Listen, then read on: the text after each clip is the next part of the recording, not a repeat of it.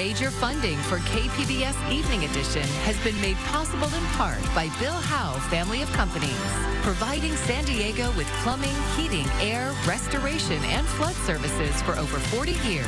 Call 1-800-BILL-HOWE or visit billhowe.com.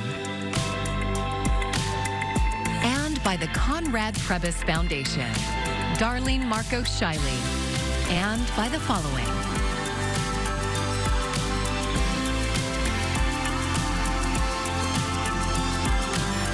And by viewers like you. Thank you.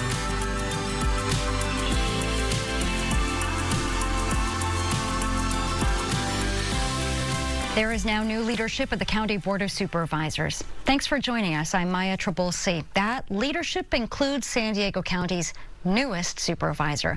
Paloma Aguirre was sworn in this morning. KPBS reporter Alexander Nguyen was at the standing room only ceremony. To cheers and applause, Paloma Aguirre is now officially the new county supervisor for District 1. I'm ready to lead, and we're just getting started. Aguirre says she's ready to fight for South Bay, and the people have made their voices heard. You stood up and demanded something different, a change in priorities, un nuevo enfoque. A county government where the focus is on working people, not the wealthy and well-connected. Aguirre says she wasn't supposed to be here, emphasizing her working-class background. I'm just a surfer girl who wanted clean water in my town. And her status as a daughter of immigrants. Who came to America and worked long hours busting tables so I could have a better life. Aguirre promised to fight with everything she has to ensure that District 1 gets its fair share of housing, parks, and safe streets. This is our new day in the South Bay. What an historic moment for us to have a representative like her. Louie Nguyen is the CEO of Say San Diego, a social service group that supports youth and families. He's hopeful she will bring much-needed change to South Bay. Her initiatives around clean water, clean air, incredibly needed in our community. Obviously, affordable housing and affordable childcare, just such an essential element of what we need in our community. District 1 residents say they are excited to finally have a voice on the board after not having representation for 7 months. They hope Aguirre gets to work right away on issues such as immigration, housing, and the border sewage crisis. And the other thing would be the ice rates. It's my community. I have people of my family and friends that are fearful because of their status, and I want to see them protected. There's a lot of concern in South Bay with the sewage crisis. I feel like it's an issue that's been going on for years and hasn't been really addressed. So we're really grateful that she listens to us and that she can bring the resources to help that crisis. One of Aguirre's first actions as supervisor was bringing attention to the border sewage crisis. She says she will be calling a sewage crisis action meeting on Thursday. Alexander Nguyen, KPBS News. Aguirre is not only the newest supervisor, she is now also the board chair pro tem. 3rd District Supervisor Tara Lawson-Reamer was elected the board chair, and 4th District Supervisor Monica Montgomery Stepp is now vice chair. Scientists at UC San Diego's Scripps Institution of Oceanography have created a new 5-day forecast, not for the weather, but for water pollution on San Diego's south coast. KPBS SciTech reporter Thomas Fudge explains how it works. Raw sewage flowing into the Pacific Ocean from the Tijuana River and a nearby Mexican treatment plant has made it unsafe to swim or surf on many San Diego beaches. So scientists have found a way to forecast how clean or dirty that water will be. Oceanographer Falk Feddersen is leading a project called Pathogen Forecast Model. The overall goal of the project can be stated this way. We want to be able to allow a family to know whether they can take their kids to the beach on the weekend. Scientists at Scripps Oceanography have developed a way to forecast the flow of sewage pollution along the coast. They use data about winds, tides, waves, and currents. In one experiment, they poured some red dye into the ocean to see how it would move north along the coast. The result, revealed today, is a website people can use. It predicts how the sewage will flow from its source to the beaches such as Imperial Beach, the Silver Strand, and Coronado Avenida Lunar over the the course of the coming 5 days. Color codes indicate sewage contamination. Red means a high risk of getting sick, yellow is a medium risk, and green is low. So let's click on Silverstrand, and you see now the plot up here changes. This here is time, 5 days, and this tells you the percentage of sewage at that location. And so you can see like, oh, it's in the yellow, it's in the high yellow range at Silverstrand, but then it drops down. Feddersen says this pollution forecasting tool is the first of its kind. The contaminant resulting from sewage pollution that makes you sick is norovirus. He says the next phase of their project will be to get a better handle on this dangerous pathogen. It's been measured in the ocean before, but it's essentially just a sort of like a one-off type of thing, and it's never been measured in a systematic way. And we are now measuring norovirus in a systematic way. But this forecasting tool won't solve the problem that continues to be inadequate treatment of sewage from the Tijuana region. Pollution on the coast of Imperial Beach is such a problem that county water monitoring has sought to close that beach with only intermittent openings for roughly the past 1,000 days. The forecasting tool can be found at pfmweb.ucsd.edu. Thomas Fudge, KPBS News. Well, this is one of those weeks where the forecast is really not changing too much from day to day. Overnight tonight, we're dropping down into the mid-60s once again, continuing to see those intermittent clouds. We'll have a few changes with the marine layer, temperatures fluctuating a few degrees here and there, but I'll break it all down coming up. The president of the Philippines visited with President Trump today, hoping to secure a more favorable trade deal for his country. The Philippines is a key U.S. ally in Southeast Asia and an important counterweight to China. Karen Kafa reports from the White House. The alliance with the Philippines is the oldest U.S. relationship in the Pacific, and Philippine President Ferdinand Marcos Jr. arrived at the White House on Tuesday as part of a 3-day visit to Washington that underscores the importance of the relationship now as a counter to China. We're going to be talking about trade. We're going to be talking about war and peace. Prior to a sit-down with President Donald Trump, Marcos met with Defense Secretary Pete Hegseth and Secretary of State Marco Rubio on Monday. And on the agenda of Marcos's Oval Office meeting, long-standing U.S.-Philippine defense agreements, especially as China gets more aggressive in the South China Sea. We would certainly, like in any kind of military spending, we would wish that it wasn't necessary. But it is. Trump said the U.S. is getting along with China very well right now and doesn't mind if the Philippines gets along with China, too. We're getting along with China very well, and I don't mind if the president dealt with China, if that's meant, because I think he has to do what's right for his country. I've always said, make the Philippines great again. Do whatever you need to do, but you're dealing with China wouldn't bother me at all. Also on the agenda, trade. President Trump has threatened a 20% tariff of goods coming into the U.S. from the Philippines starting August 1st. And Marcos came in seeking a deal to lower that number. Last year, total goods trade between the two countries reached $23.5 billion. After the meeting, President Trump announced that the two leaders reached an agreement on a 19% tariff on goods coming from the Philippines, while American goods shipped there will not be charged a tariff. At the White House, I'm Karen Kafa. Hundreds of UC San Diego health workers walked off the job in Hillcrest today. Union members hit the picket line in support of the more than 200 workers who were laid off late last month. And that represents about 1.5% of UCSD Health's workforce across all hospitals and clinics. They told our media partner KGTV the cuts came even as the institution continues to buy new hospitals. None of us really understand the rationale. They've spent a lot of money recently buying hospitals, getting bonuses, getting raises for the executives, but it really doesn't make sense while they're cutting the staff that made us number one. We're the ones, the frontline workers that have gone through, we went through COVID, we were heroes, and now they're just kind of disregarding us like we're disposable. On its website, UC San Diego Health told patients it was committed to delivering excellent care and services during the one-day strike. Well, Comic-Con is here, and hundreds of thousands of fans and people watchers are expected to fill the Gaslamp Quarter this week. KPBS video journalist Matthew Bowler says while you can drive downtown, you don't have to. Parking in downtown is always a challenge. But this is Comic-Con. We're back and forth at San Diego Comic-Con. Everything was perfect. Christopher Cannoli, or Dude Vader, says he's the oldest cosplayer at Comic-Con, and he's taking the trolley every day to the con from his alma mater, UC San Diego. For him, it's part of the fun. And if you take the trolley from anywhere out of San Diego, you're going to see cosplayers on the trolley. And it's a lot of fun because then your imagination is starting to build even before you get downtown. Comic-Con organizers say in recent years, attendance has topped 130,000. San Diego City Councilman Stephen Whitburn is chair of the Metropolitan Transit System Board of Directors. He says transit ridership spikes during the con. Last year, MTS saw more than 265,000 additional passenger trips during Comic-Con weekend. Whitburn says the trolley is the best way to get downtown. One of the beauties of taking the trolley to downtown to the Comic-Con is you don't have to worry about parking down here.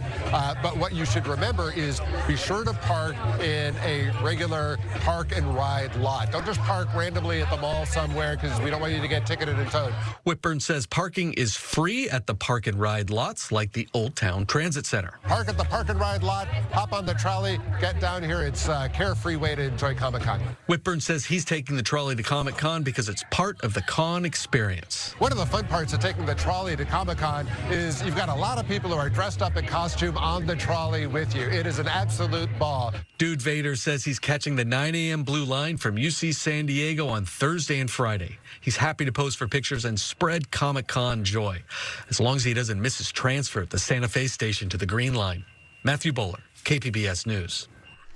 San Diego City staff will now be allowed to clear homeless encampments on some state property. Mayor Todd Gloria's office announced today that he has signed an agreement with the California Department of Transportation. The one-year agreement covers 5 miles of state freeways. They go through downtown, Little Italy, Sherman Heights, East Village, and Barrio Logan. San Diego prohibits tent camping on public property, but city staff haven't been able to enforce that ban on state land. Gloria called for collaboration with Caltrans during his State of the City address in January. But the situation is dire, and we need help. So if the state can't or won't address these areas, they should give the city full authority to do this work and then fully reimburse us for the cost of doing that work. The city says it will use existing staff to offer resources to people camping on state land and clear debris from the areas. The state of California will reimburse the city for up to $400,000. I'm Amna Navaz. Tonight on the NewsHour, Republican leaders try to quell concerns over the Jeffrey Epstein investigation. That's coming up at 7 after Evening Edition on KPBS. Imperial County's chief accountant is suing the county government, saying county leaders are actively preventing her from doing her job. KPBS Imperial Valley reporter Corey Suzuki says it sets up a legal battle over one of the county's most important elected offices. Imperial County Auditor Controller Karina Alvarez filed the amended lawsuit in Superior Court last week. Alvarez is accusing county administrators and the Board of Supervisors of barring her from entering the main county office building or speaking with employees in her department. She also alleges several supervisors pressured her to resign earlier this year. In a phone call with KPBS this afternoon, Alvarez says the board was threatening the county's financial health. It almost feels like if they think I'm in a different boat and they want to drown me, but we're all in the same boat, which is called Imperial County. If I drown, if my department drowns, the whole county, it's going to be hard to recover. A spokesperson for the county did not respond to a request for comment. Earlier this year, the Board of Supervisors voted to publicly rebuke Alvarez, accusing her of mismanaging the office and jeopardizing the county's finances. In the newsroom, Corey Suzuki, KPBS News. The airline industry is increasingly turning to artificial intelligence to enhance efficiency, safety, and customer experience. But now, some airlines are beginning to expand their use of AI when it comes to ticket fares. Ivan Rodriguez has the latest. For the aviation sector, AI's ability to process vast amounts of data quickly and accurately is invaluable. Recently, Delta Airlines announced it plans on scaling its use of AI to expand dynamic pricing.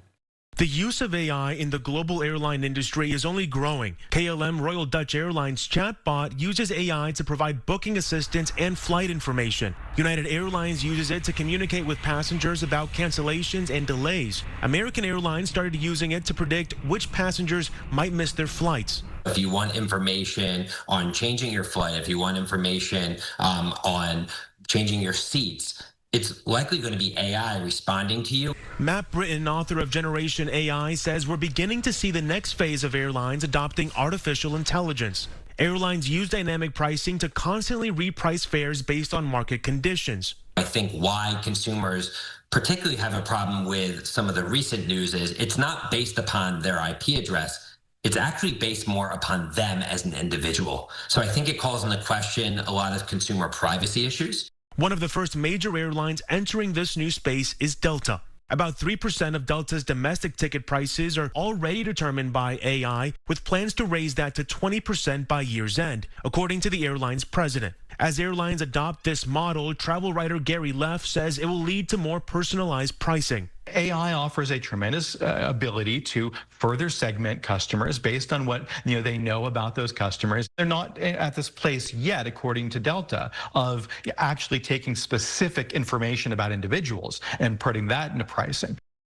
Experts tell me they believe more airlines will begin deploying AI for dynamic pricing. For people looking to book travel and find mainstream pricing, one good option is to use incognito mode in your browser, whether you're using Google or Safari, and that'll block the cookies that identify you as an individual.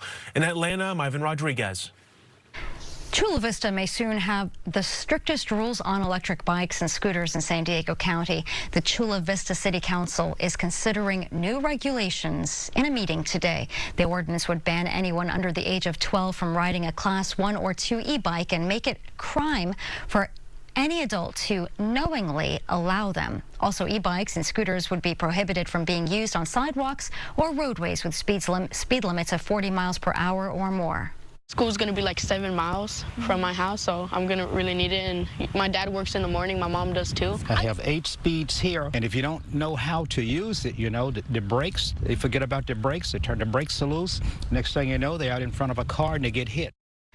Now, if the ordinance passes, it will take effect 30 days later. The council says the first 60 days after the law takes effect will be used as a grace period to issue warnings and spread education about these new laws. San Diego's City Heights neighborhood has a new turf soccer field. KPBS education reporter Katie Anastas says it will soon be open to both students and to the public. Central Elementary School and Wilson Middle School have gone through major transformations over the last few years. They've both been completely rebuilt, and now they have a new turf soccer field between them. It changed a lot. It actually did change a lot, and it's pretty nice now. Alondra Vega Perfecto is about to start 8th grade at Wilson.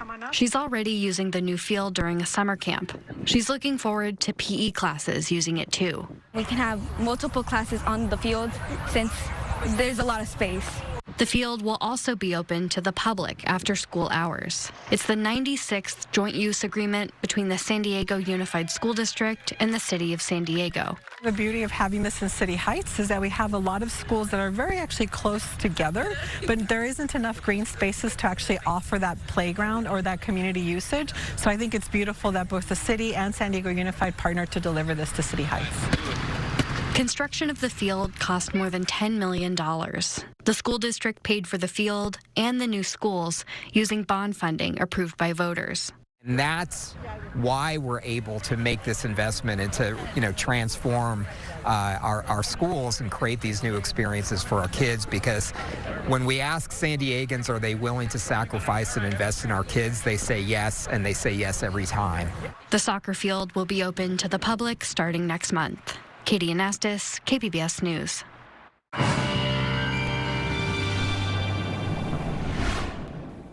Well, overall, as we look at the rest of the week ahead, we will see the marine layer becoming a little bit shallower over the next couple of days, but don't expect to see the low clouds and the fog disappear, especially along the coast, but it won't be moving as far inland as we get into the next couple of days. Temperature-wise, not a lot of changes here, but as we look ahead to next week, that's when we get temperatures back to historical averages, or at least in the ballpark of historical averages for just about everybody. Let's talk about tonight, though. Overall, we're dropping down into the mid to low 60s, 64 in Oceanside, 62 in Escondido here. 70s, though, for Borrego Springs and upper 50s for Mount Laguna. As we look ahead to tomorrow, it's kind of just a typical status quo kind of day. We are staying dry. All of the rain that we're seeing into the Rockies and into the Four Corners, that is not impacting us here in Southern California. Really, we're just kind of sticking with the July status quo. As we look ahead to tomorrow, temperature-wise, we're into the mid or upper 70s for Oceanside, low 80s for Escondido, 82 in El Cajon, triple digits, of course, for Borrego Springs. 68 is that high in Mount Laguna. Let's take a look at what to expect for the next 5 days, starting off with the coast. Those intermittent clouds, that is one thing that is staying very consistent over the next 5 days as we go into the weekend. Temperature-wise, we're only bouncing around by a few degrees. It's 1 degree of variation from Wednesday to Thursday. As we head into the start of the weekend, we drop down a few degrees to the mid-70s and then rebound a little bit to the upper 70s by the time we get to Sunday. Again, next week, that's when we start to get back towards historical averages. We've been a little bit cooler so far this week. Taking a look a little bit further inland, we're in the 80s. We do drop down to 78 as our high for Saturday, but then quickly rebound, so a little bit of a roller coaster there, but only a few degrees variation there as far as the high temperature. Into our mountain regions, we are in the 60s until we get to Sunday. That's where we do see a little bit more of a significant warm-up. 67 Saturday, up to 75 by the time we get to Sunday. And then, of course, in the desert, not a lot of changes here. We are in the triple digits. Not sure you'll really feel much of a difference between 103, 104 to 105 by the time we get to Sunday. For KPBS News, I'm AccuWeather's Anna Azalian. For almost 4 decades, Comic-Con has handed out the Eisner Awards, commonly referred to as the Oscars of the comics industry. KPBS arts reporter Beth Acamondo explains what the awards are and looks at some of this year's nominees. Will Eisner is one of the giants of the comic book world, so it's fitting that the Oscars of his beloved industry are named after him. Jackie Estrada has overseen the Eisner Awards since Comic-Con took them over in 1990. They're given in 32 different categories with 5 or 6 nominees in every category. It's a different set of judges every year, and they see what trends are going on in the industry. I wish that I could have an invisibility cloak and sneak into the Eisner room every year where all the books are just piled everywhere to get an idea of everything that was nominated. Pamela Jackson didn't need a cloak. She was a judge in 2021. What happens is you get a secret phone call from Jackie Estrada telling you, would you be a judge? And you can't say anything for months. And I don't think most people realize how many books are there. It's just a lot. It's about an 8-month process of deciding what's going to filter to the top, and then a 6-person showdown with your other judges of ranking the materials. I say it's agonizing in all the best ways. Jackson is also the comic arts librarian at San Diego State University, where the comics collection has grown from about 1,800 to more than 120,000.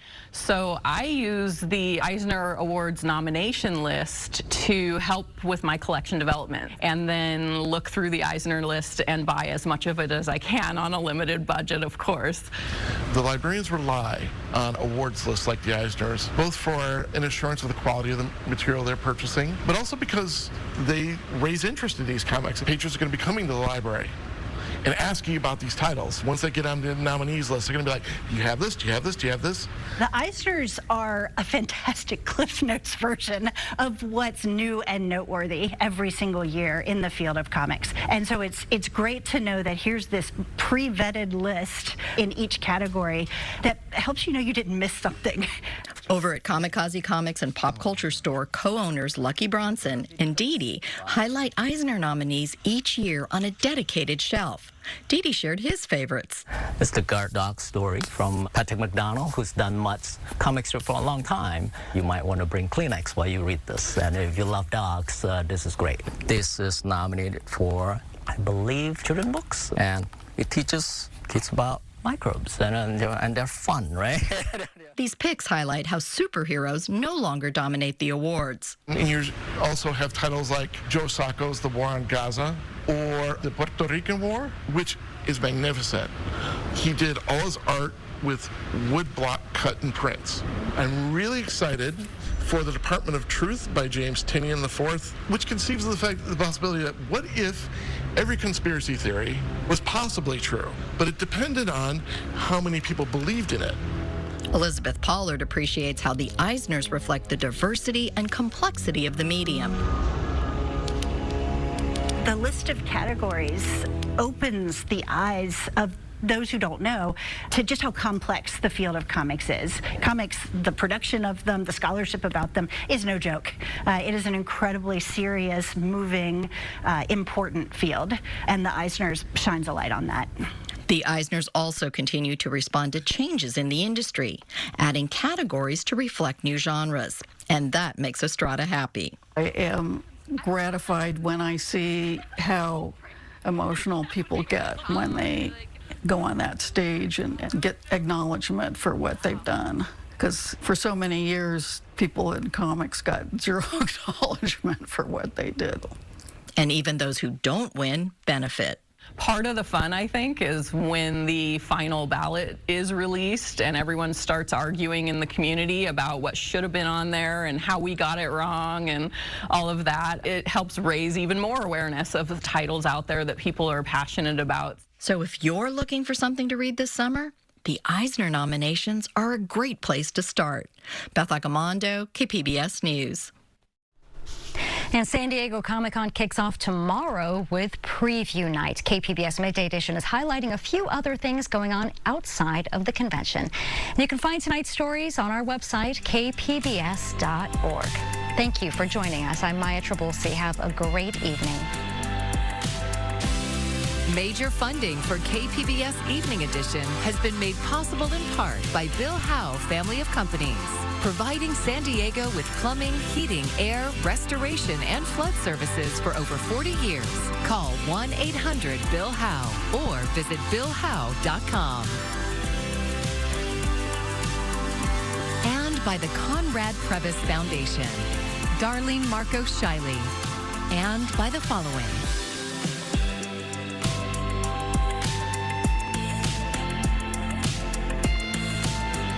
And by viewers like you. Thank you.